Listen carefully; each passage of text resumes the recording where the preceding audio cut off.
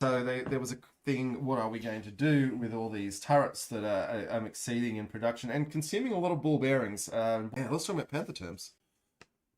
Tell me, which The Panther term was where they took a Panther turret. The bigger problem was they were producing Panther turrets faster than they could produce payback engines to power them. So the Panther terms, they had more Panther turrets than they could produce engines to drive them, and oil becoming a problem as well. So there was a thing, what are we going to do with all these turrets that are exceeding in production and consuming a lot of ball bearings? Ball bearings in the last days of the Reich were a real problem.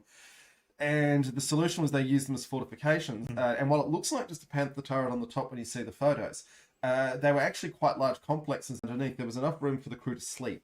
So these are part of the fortifications on the Western Front for Germany, whereas the other ones, for the defense of Berlin, they had the turrets and the hulls of the Panthers, but they didn't have all the other bits and pieces. So rather than putting to waste, not using the tanks because they couldn't move them around or anything, they would dig a hole in the streets of Berlin, drag a Panther, whole Panther into that hole, and then cover it up. And then that would be your Panther term in the streets of Berlin.